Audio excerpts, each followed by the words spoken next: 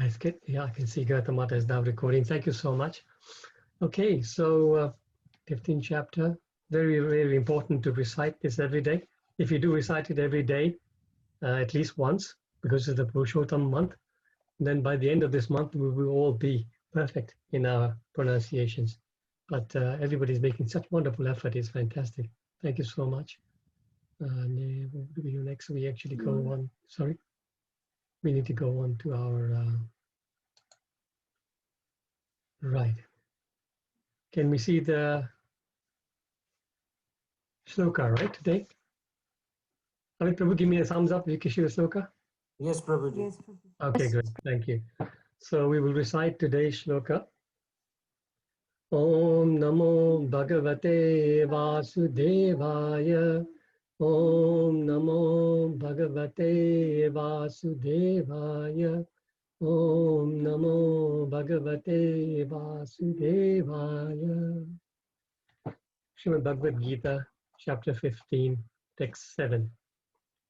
Mamaivamsho jiva loke jiva bhuta sanatana manasasthanindriyani prakriti-sthani karshati. Translation by Prabhupada. Prabhupada ki jai. The living entities in this conditioned world are my eternal fragmental parts. Due to conditioned life, they are struggling very hard with the six senses, which include the mind. So purport is quite a lengthy purport. So perhaps we can divide it into three, because there are three paragraphs. So Ajay Mukund Prabhu, maybe you can read the first paragraph. Okay, Hare Krishna. In this verse, the identity of the living being is clearly given. The living entity is the fragmental part and parcel of the Supreme Lord, eternally. It is not that he assumes individuality in his conditional life and in his liberated state becomes one with the Supreme Lord. He is eternally fragmented. It is clearly said, Sanatanaha.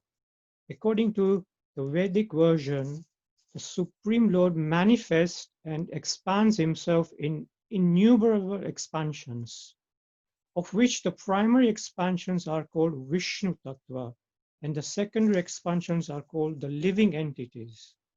In other words, the Vishnu Tattva is the personal expansion, and the living entities are the separated expansions.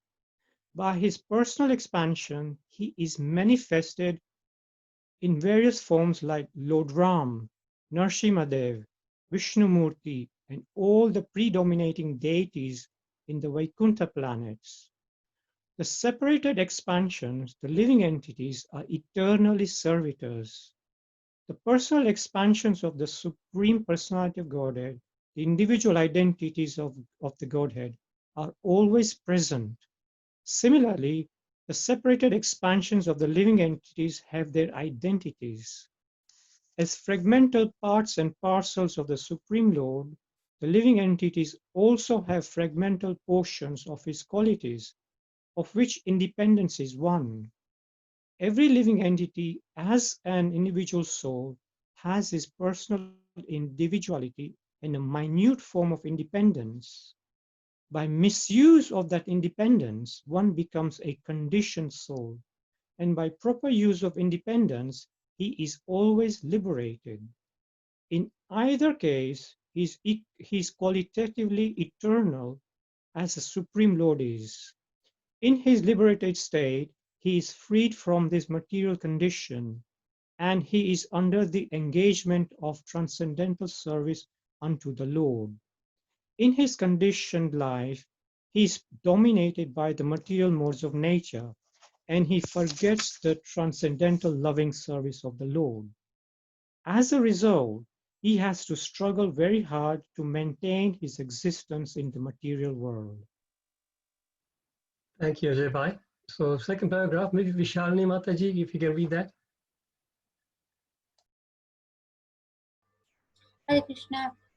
The living entities, not only human beings and the cats and dogs, but even the greater controllers of the material world, Brahma, Lord Shiva, and even Vishnu are all parts and parcels of the Supreme Lord.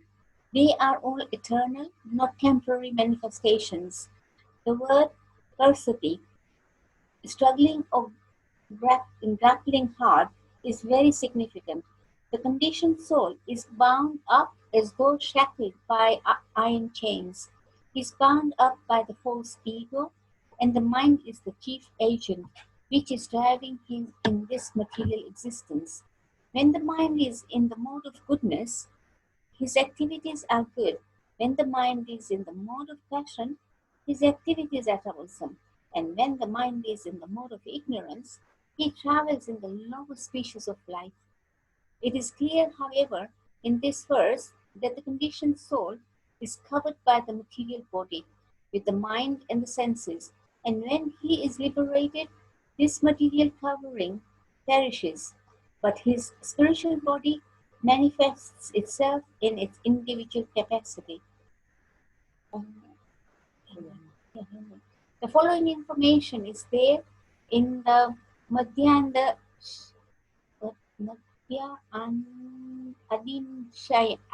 Adiyan Shruti.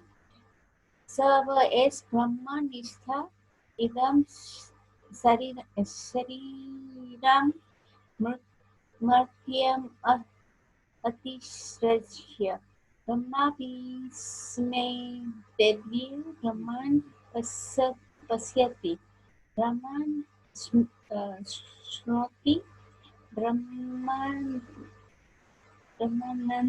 Vedam Sarvam Anubhavati.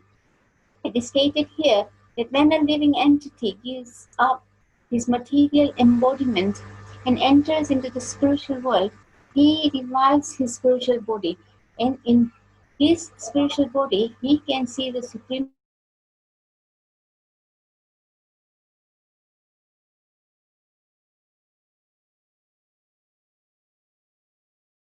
Can't Vishalini Mataji, we lost you there. Are you still there?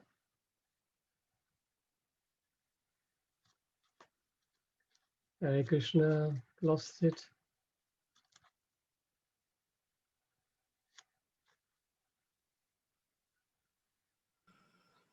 Vishalini Mataji, we cannot hear you. Back. Can I read, Prabhu? Yes, thank you, Mataji. You can continue. Oh yeah, thank you very much. Thank you. Am I reading the second? Sorry, from where am I reading from? Am I reading from? It is stated here. Yeah, it is started. Is it? Is it stated here? Yeah. Okay.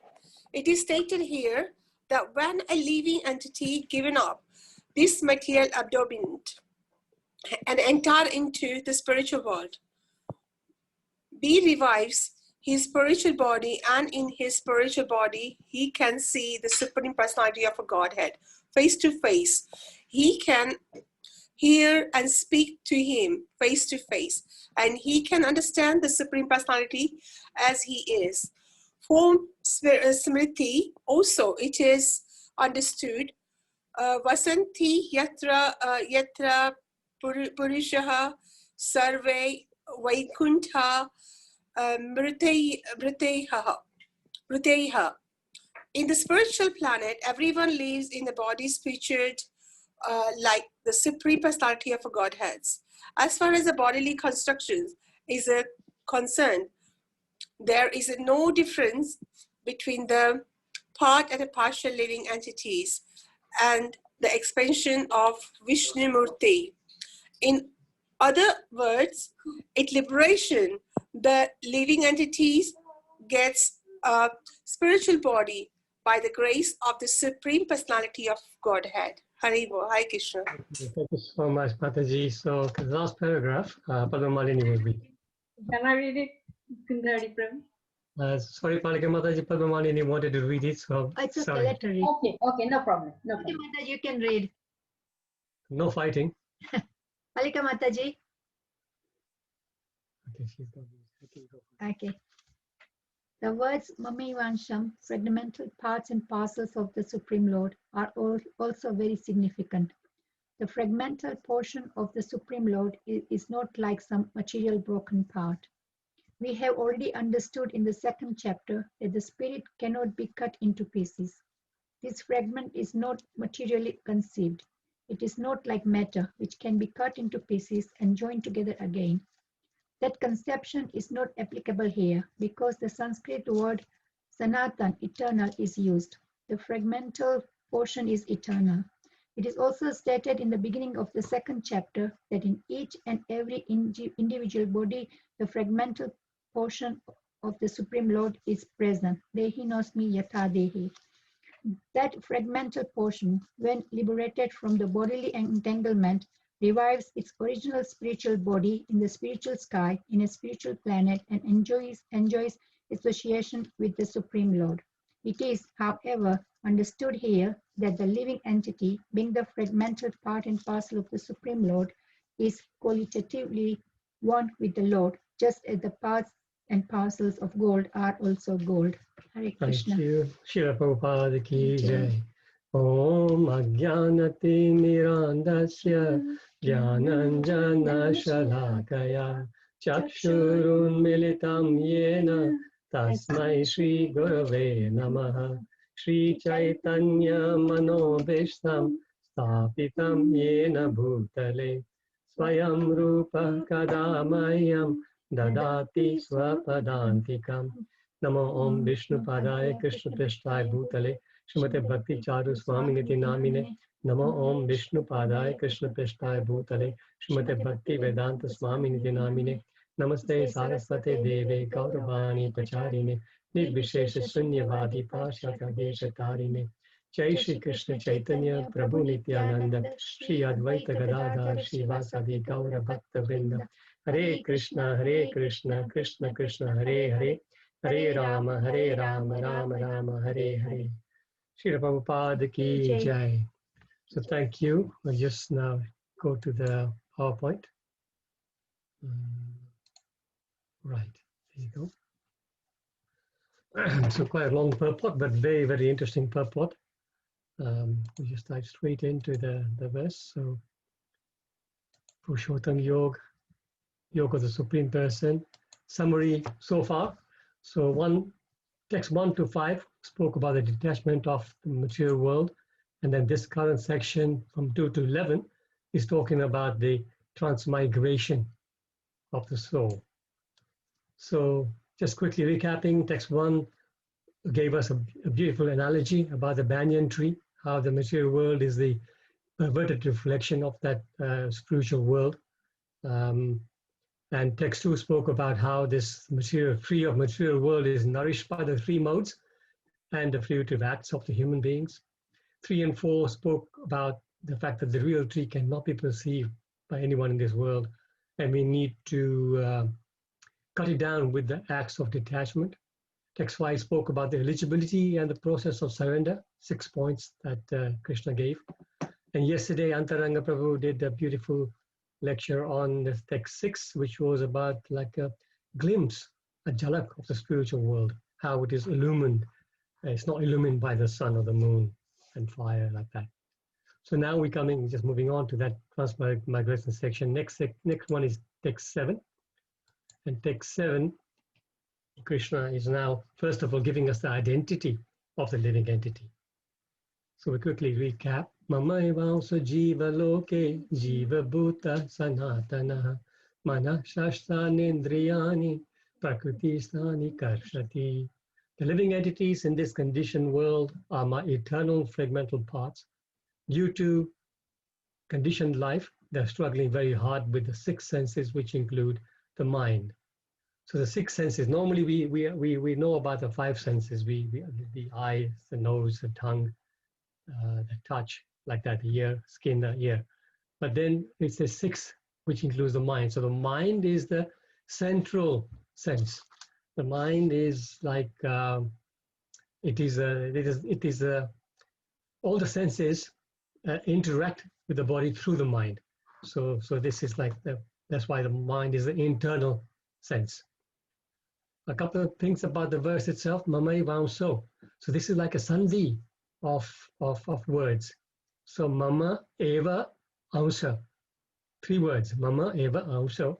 Amsa comes to mamai vamso. And then there's another sandhi at mana shashtanindriyani. So this is shasthani, which is 6. Indriyani, the senses. So that's why it becomes shashtanindriyani. Another important word in this, interesting word rather, in this text is karshati. So karshati has 2 meanings. In this text, the meaning is struggling very hard. It's a struggle, karshati.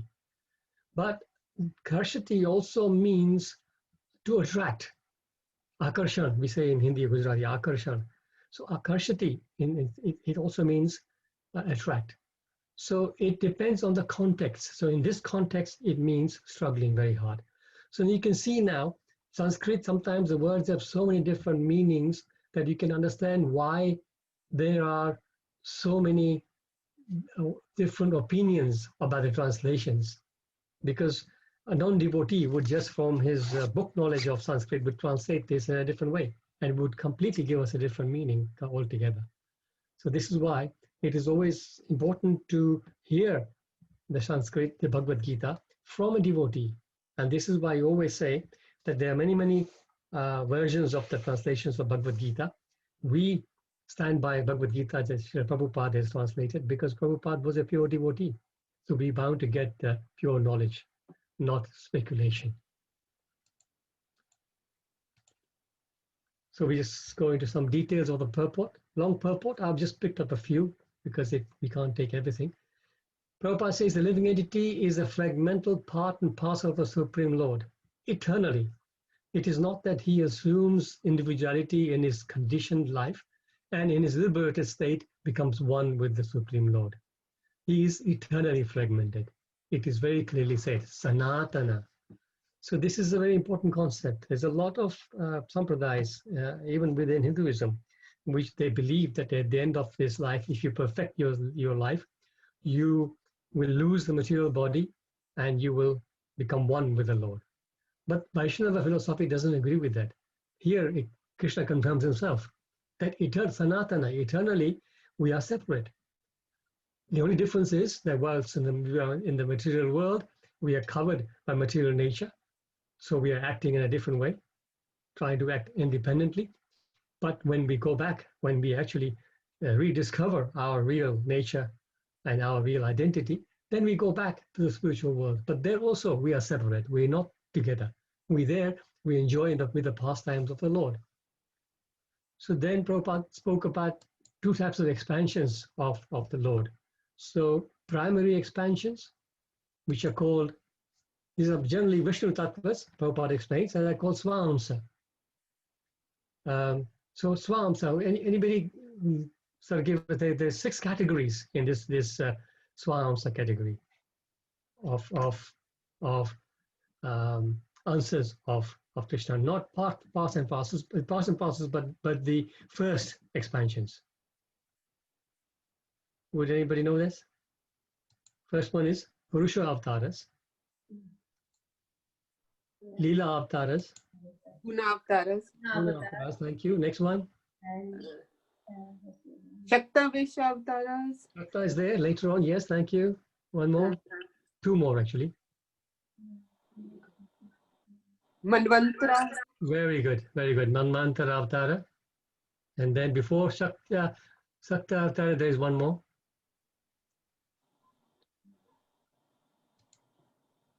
Yuga Avtara.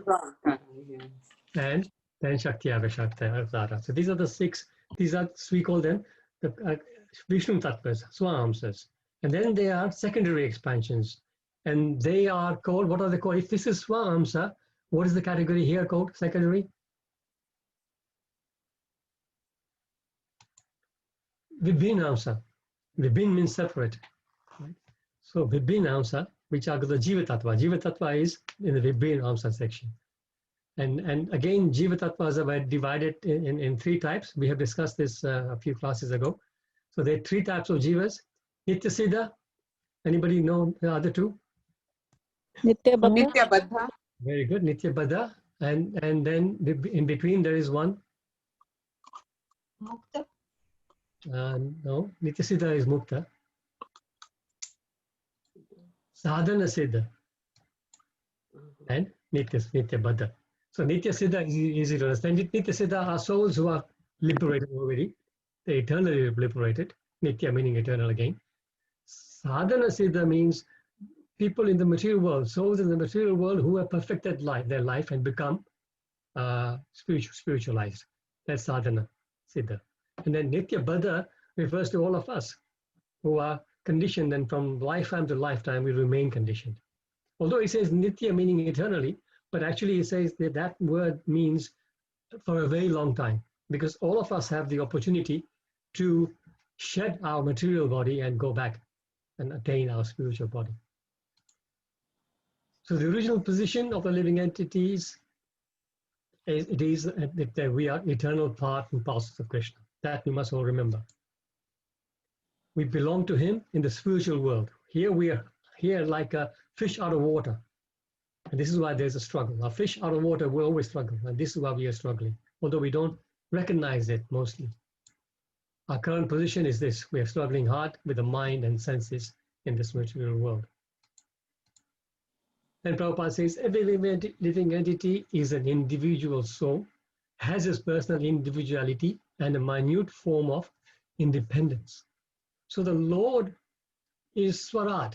He is completely, totally independent. But we living entities, because we are tiny fragmental parts of him, we have a minute level of independence. We don't have complete independence. So that's about our minute. We'll speak more about it in a minute.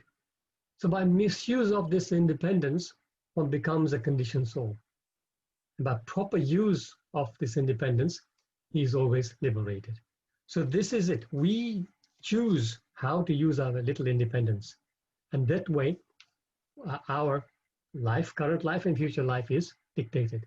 So there's a nice purport, part of the purport in the fourth canto, 30-26, where Prabhupada speaks. So maybe Palika Mataji, you can read this purport. Thank you so much. Hare Krishna.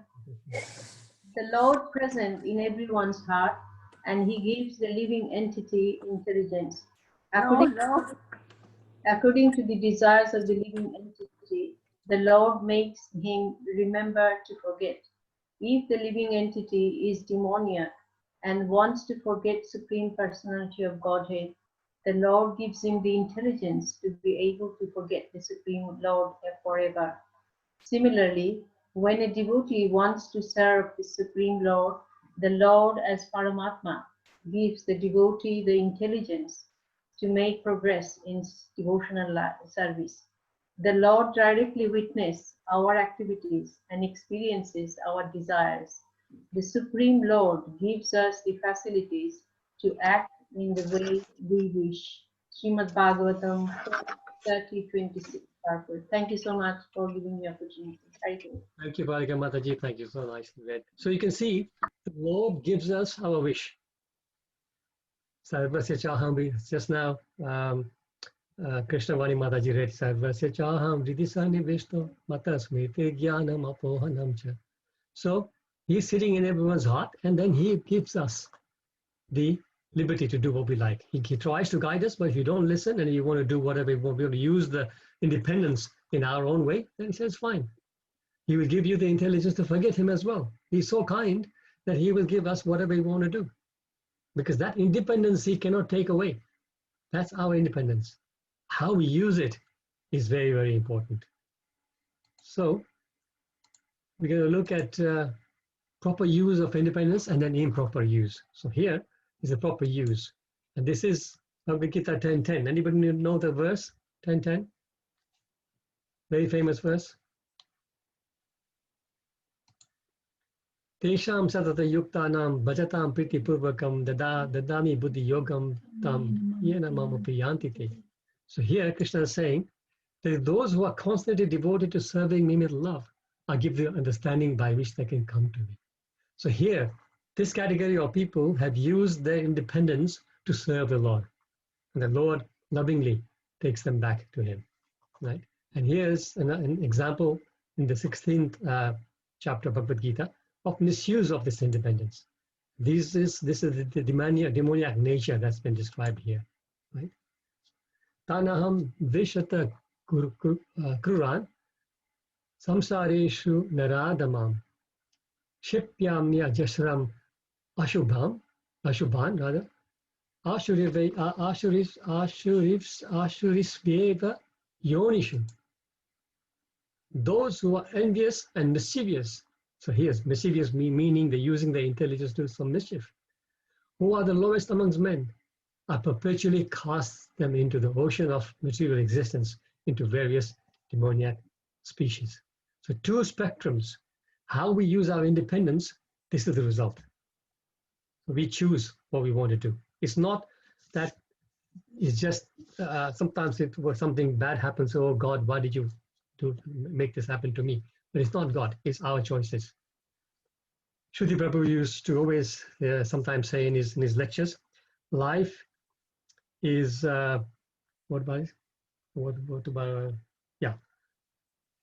is not about winners and losers, but while life is about choosers.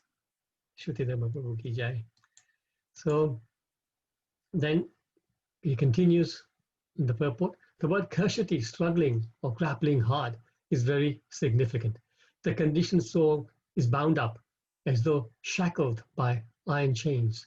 He's bound up by the false ego, and the mind is the chief agent which is driving him in this material existence. So strangely enough, I found this wonderful picture. We got this person in great pain with a chain around his neck. This says, of course, this is signifying the soul, how we are tied up in the material world.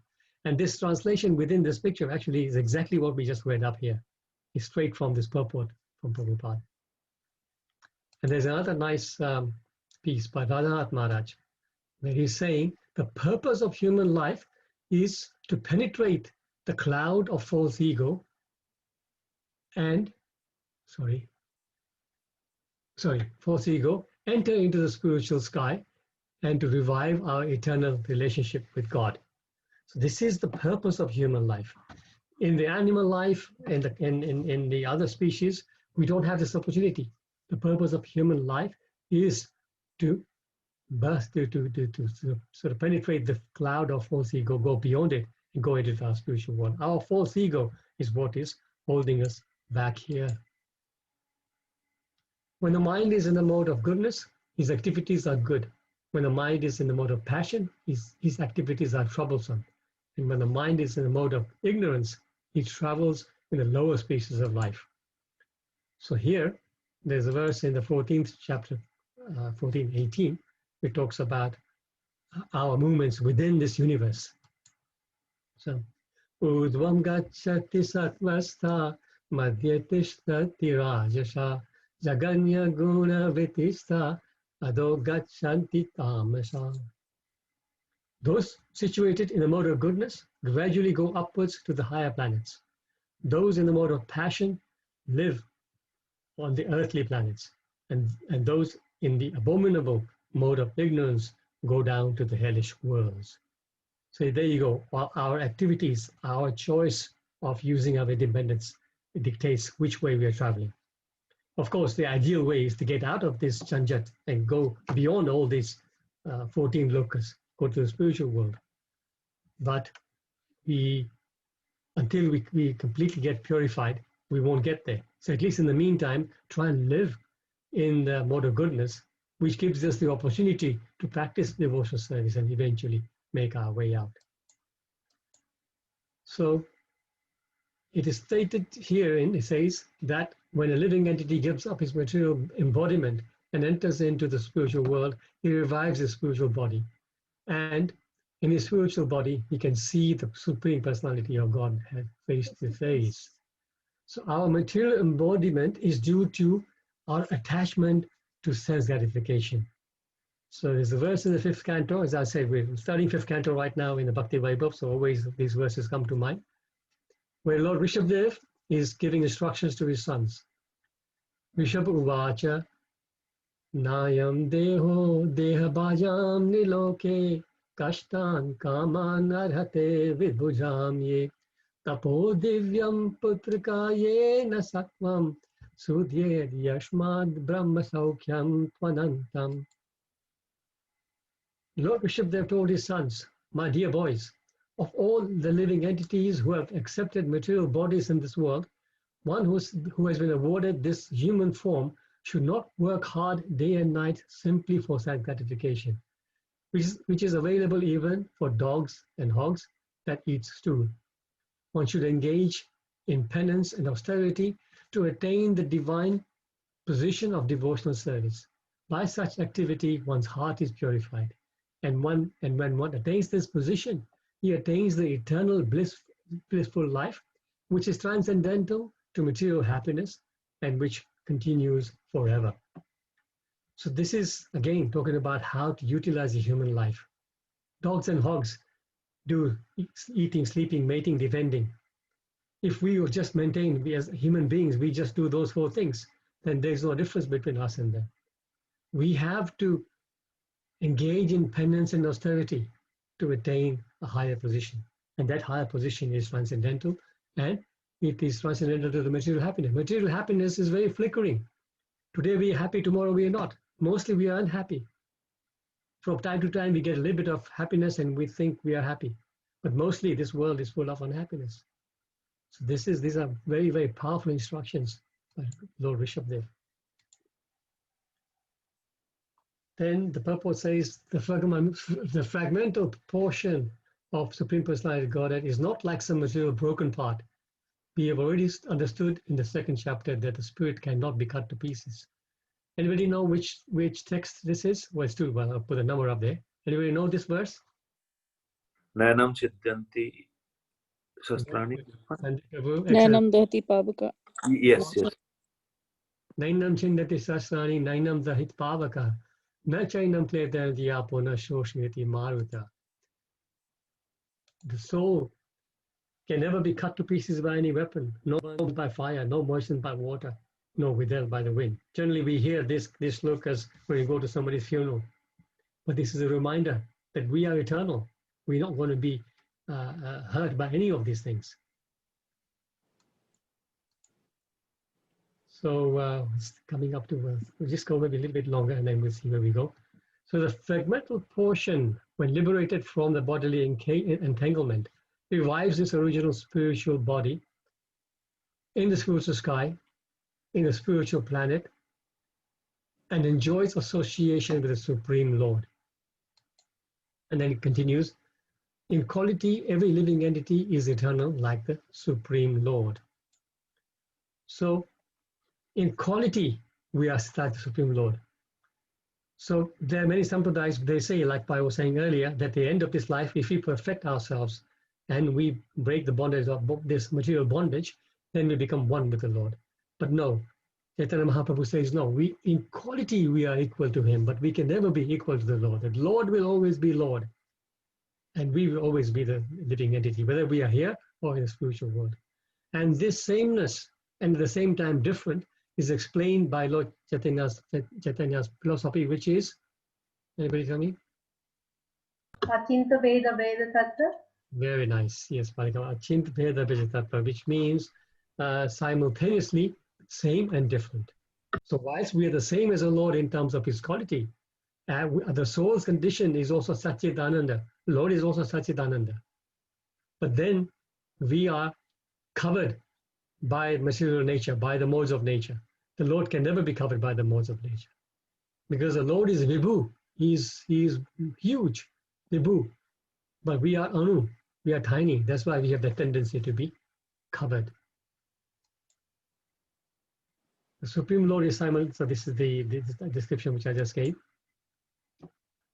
Why a living entity will not be satisfied until he has reached the supreme abode? This could be a question, right? Because we always dissatisfied. The reason is because in his constitutional position, because it is constitutional, because it is his constitutional position to be related with Krishna, as explained in this verse. So this verse very, very clearly explains to us what our position is, And we should remember that, and that way try and recover our lost identity. There's a few more I was going to speak about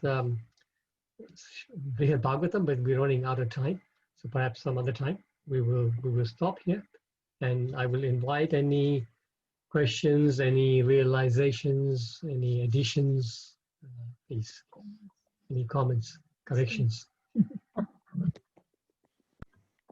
Hare Krishna, Mukunda, Hare Prabhu. Hare Krishna, Talika Mataji.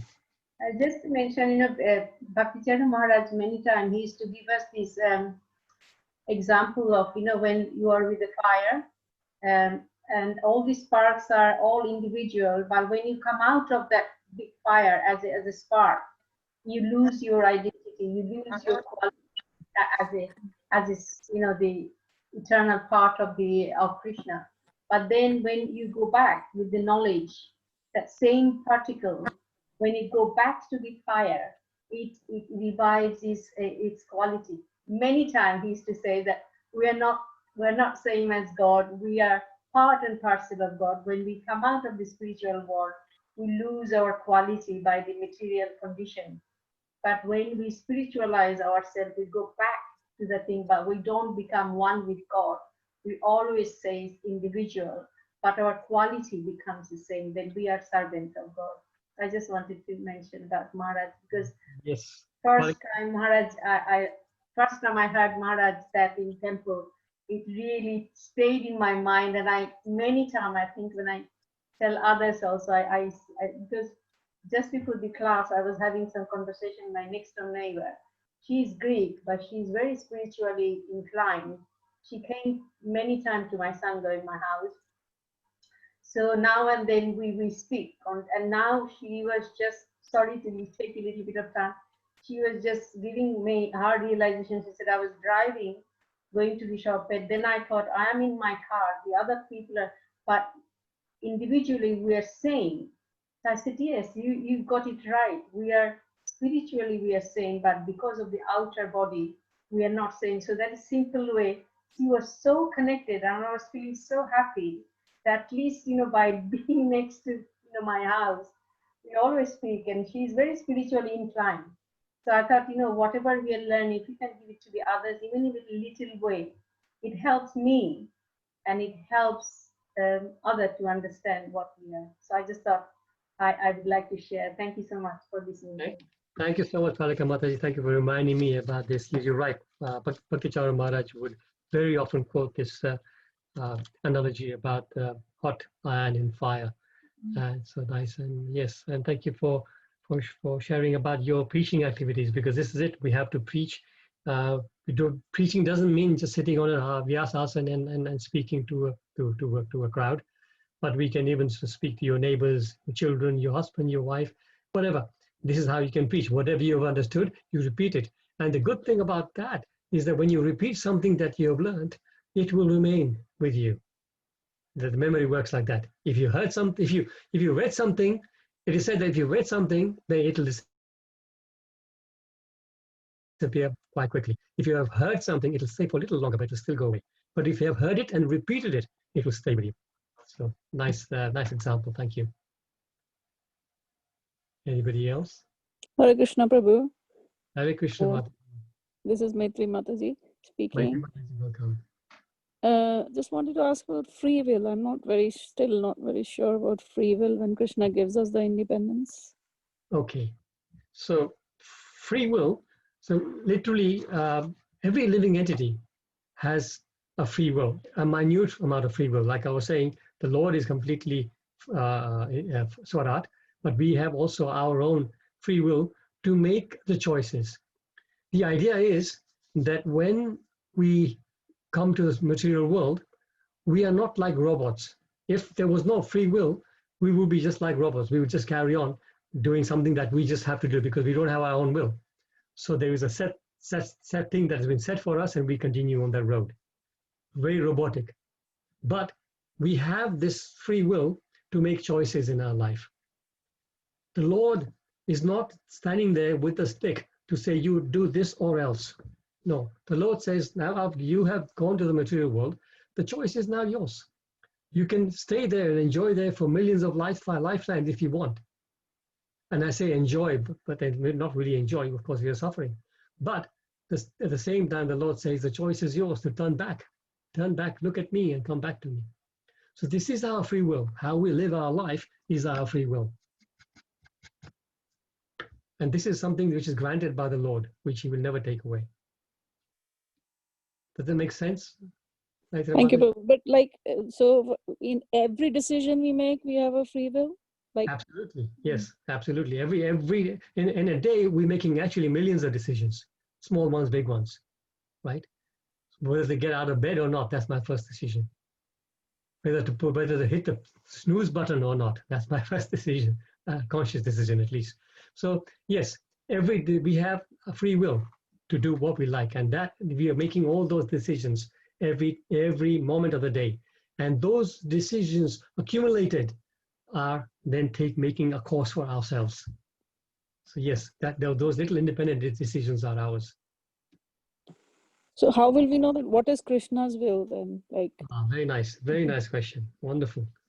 So Arjuna knew what was Krishna's will because Arjuna heard directly from Krishna. We don't have that opportunity, not yet at least. Hopefully, in a few lifetimes, if we perfect ourselves, we will be sitting there with Krishna and talking to him, taking direct instructions. But Krishna is present in his instructions in the Shastras, in the Bhagavad Gita. He is speaking to Arjuna, but he's actually speaking to us through Arjuna. Krishna is also present within our heart. So he will be directing us from within the heart. But the problem is, because we've been covered for so many lifetimes, we don't hear him. We don't hear him because we are so covered. But gradually, by cleansing our heart, how do we cleanse our heart? By chanting his names, by reading about him, by doing devotional service, we cleanse our heart. And once the heart is cleansed, we will hear our Chaitya Guru from within the heart. We will hear it much, much louder.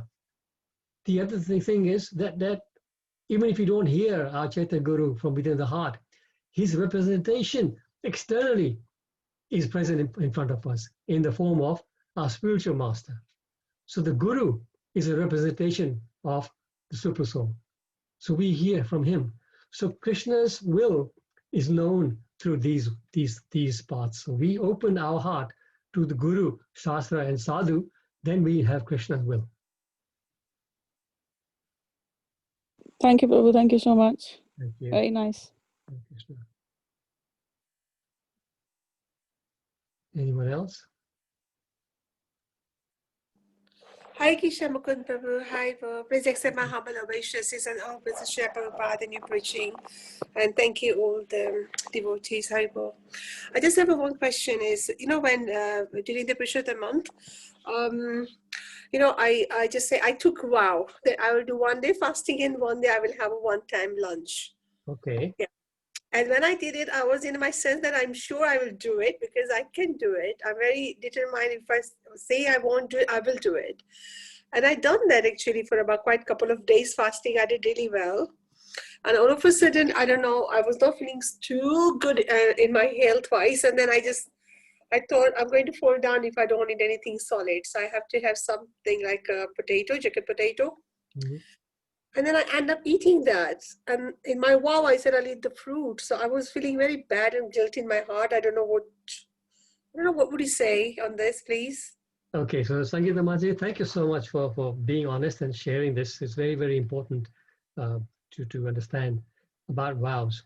So first thing that our spiritual master will always say is that you must make vows which are attainable, because if you stretch yourself too much, that is giving trouble to your body, and that is not very nice. So don't take a vow that is very troubling to your body. That's number one. Number two, if you have taken a vow and your body suddenly gives up, because it is something that, like you say, normally you are able to fast quite easily, but in this case, your health went wrong. So in that case, yes, it is your duty to look after your health first. So you did quite right to then actually just beg for forgiveness and do eat, because if you do get sick and you fall down, especially in these days, you don't want to go to the hospital. Absolutely, yeah. That's what actually I mean. Yeah. I say sorry to Krishna as well before I ate, and I said, I'm really No. sorry. Please forgive me, but I can't even wake up without this in the morning. I don't know how I'm going to do my duties. No. So don't feel so sorry. It's okay. You apologize to Krishna. You made a vow, and you couldn't do it because of your health, and you got a very, very valid reason. Just keep healthy, and just obviously just make vows that are attainable, that you can stick to. And then gradually you can. But then I did realize That's okay. Because were you fasting? Were you fasting all day? Yeah, like all day. Just I have one day I have just the fruits and the 2 cups of decaffeinated tea, and then the next day I do 1-time lunch. Okay, that's quite severe. That's very severe. Yeah, I mean, I did manage to do it. It just one day I just skipped this on a fasting day. I end up eating chicken, potato, and crisp, because I don't eat anything else otherwise. Yes. Yeah. At least you have fasted from grains, which is quite good anyway. So, thank you. Thank you very much. I was feeling guilty in my heart so badly. So I don't know. No. Your health first. You have to always look after your health. If you're healthy, you can do lots of things for Krishna. Thank you so much, Mukunda Prabhu. Thank you very much. Thank you. Hare Krishna. Sankita Mataji. Haribo. Haribo. I just would like to say thank you for wonderful class as well. Thank you very much for enlightening us every day, every week. I mean, amazing. Thank you for your wonderful service. Thank you. Thank you, Sankita Mataji. Thank you for your encouragement. Thank you for your kind words. Anybody else?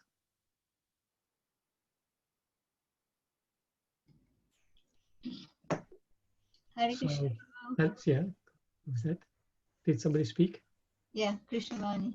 Oh, Krishnavani Mataji. Hare Krishna. Hare Krishna, Prabhu. As you know, Palika Mataji was saying, and you also mentioned that whatever we learn, we try to share it.